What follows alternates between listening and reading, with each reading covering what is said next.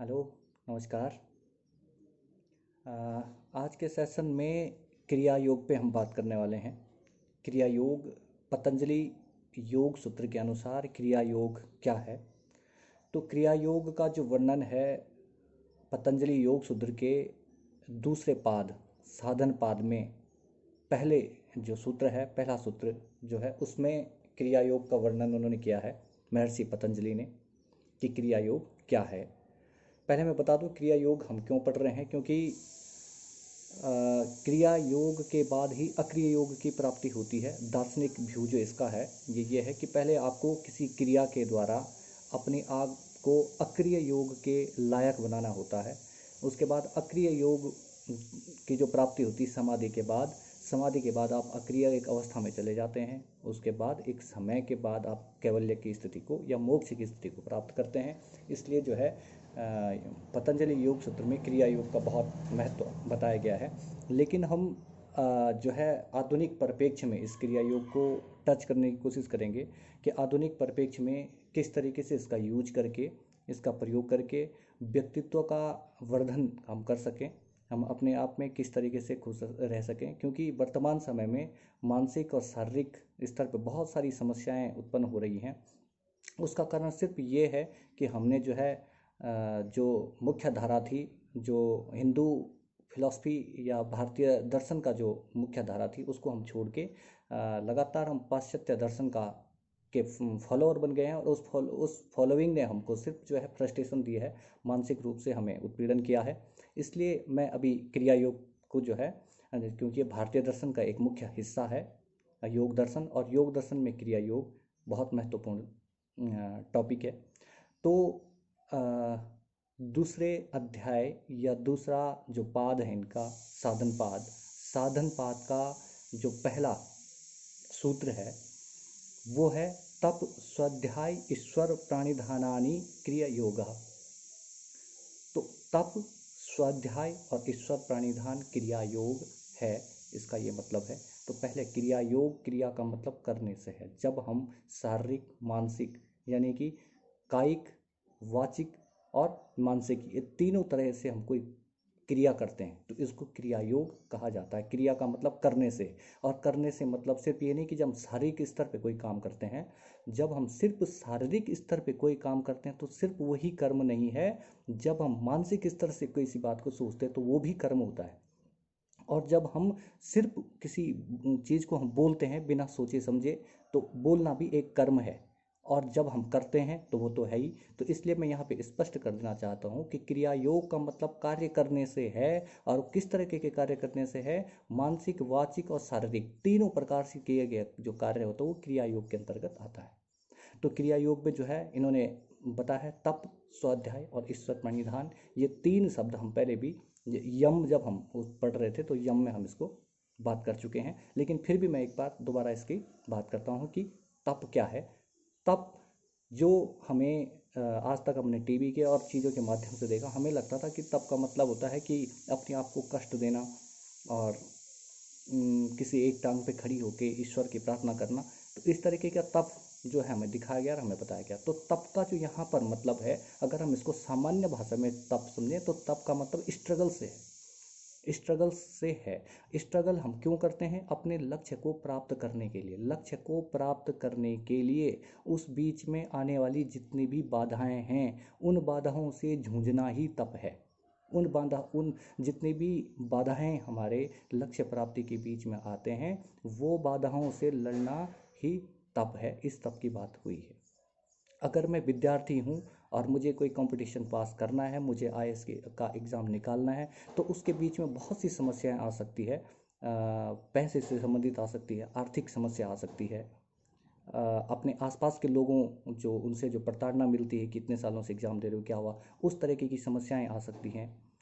समाज के द्वारा आए कोई समस्या आ सकती है। हमारे पास किताबें नहीं हैं, कई चीज़ें नहीं हैं, संसाधनों की समस्याएं आ सकती हैं। तो उन समस्याओं से जूझते हुए लगातार अपने लक्ष्य के को निशाना बनाकर उसकी तरफ बढ़ना, उसका मतलब तप है।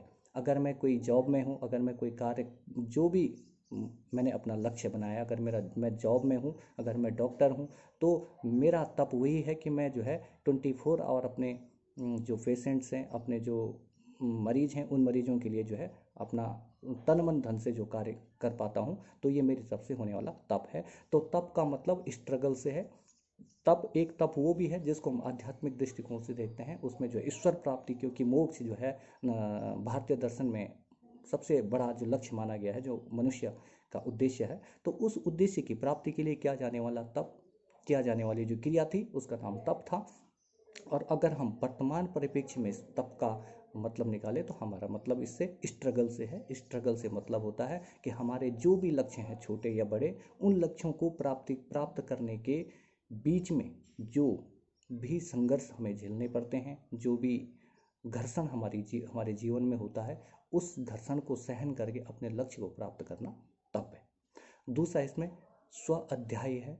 स्व अध्याय के दो तरीके से हम मतलब निकाल सकते हैं। स्व अध्याय का मतलब है स्व के द्वारा किया जाने वाला अध्ययन, सेल्फ स्टडी। तो सेल्फ स्टडी का मतलब होता है कि जो अगर हमें हमारा जो लक्ष्य है, उस लक्ष्य के प्रति, उस लक्ष्य में काम आने वाली जो भी किताबें हैं, जो भी ग्रंथ हैं, जो भी संसाधन हैं, उन संसाधनों का अध्ययन करना, अपने लक्ष्य को साधना, वही स्व अध्ययन है, स्व अध्याय है। स्व के द्वारा किया गया अध्ययन, बिना किसी हेल्प के। हमारे पास किताबें हैं या कोई भी माध्यम है, उस माध्यम को का लगातार अध्ययन करना, कंटिन्यूअस स्टडी करना, स्व अध्याय है। और दूसरा मतलब इसका निकाला जा सकता है कि स्व का अध्ययन, स्व का मतलब स्वयं का अध्ययन करना, स्वयं का आंकलन करना, कि पहले अपना एक आंकलन करें कि मेरे पे कौन कौन सी ऐसी गुण है जो मेरी प्रवृत्ति में है। उन गुणों का लगातार आप जब अध्ययन करेंगे तो आप पाएंगे कि समाज किन किन गुणों को आपके एक्सेप्ट करता है और किन किन गुणों को एक्सेप्ट नहीं करता है। आपका परिवार, आपकी फैमिली, आपके बच्चे, कौन कौन से आपके कैरेक्टर, कौन कौन से आपके ऐसे कैरेक्टरिस्टिक्स हैं जिनको वो अवॉइड करते हैं, जिनसे वो दूर रहना चाहते हैं, और कौन कौन से ऐसे आपके कैरेक्टर हैं जिनको वो पसंद करते हैं। तो ऐसा जब हम आकलन करते हैं तो इन आकलनों से हम जो नेगेटिव प्रवृत्ति अपनी है, जिनको समाज अवॉइड करता है, तो उनको हम भी धीरे धीरे जो है इनहिबिट करते जाएंगे। तो इसलिए समाज में हमारी एक्सेप्टेंस बढ़ेगी। तो स्व अध्याय के दो मतलब हैं। स्व अध्याय का एक मतलब है स्वयं द्वारा किया जाने वाला अध्ययन, ग्रंथों का अध्ययन, सकारात्मक अध्ययन, आपके लक्ष्य जो आपने निर्धारित किया है उसमें काम आने वाला जो मटेरियल है उसका अध्ययन करना स्व अध्याय है। दूसरा मतलब इसका है स्वयं का अध्ययन यानी कि अपना आकलन करना, अपना आकलन करके अपना जो नेगेटिव कैरेक्टर है उस नेगेटिव कैरेक्टर को इनहिबिट करना और पॉजिटिव कैरेक्टर को बढ़ाना या इंक्रीज करना स्व अध्याय है। और तीसरा जो क्रिया योग का जो तीसरा अंग है वो है ईश्वर प्राणिधान। तो ईश्वर प्राणिधान का मतलब है समर्पण भाव से। तो यहाँ पर तो दर्शन के विषय में अगर हम देखें तो इसमें ये ईश्वर के प्रति समर्पण है। जो कर्म योग गीता में बताया गया है उसी की यहाँ पर बात करें कि आप जो भी कार्य करते हैं ईश्वर को समर्पित करके चलें, ईश्वर पे विश्वास करके चलें और अपना कार्य करते जाएं, फल की इच्छा न करें। कर्मण्येवाधिकारस्ति माँ फलेषु कदाचन माँ कर्म फल हेतुते संगोष्ठ कर्मणि, जो कि भगवान श्री कृष्ण ने गीता में भी इसका बात कही है कि आप सिर्फ अपना कर्म करें, क्योंकि आपका अधिकार सिर्फ कर्मों पे है, फल पे आपका कोई अधिकार नहीं है, फल देने वाला मैं स्वयं हूँ।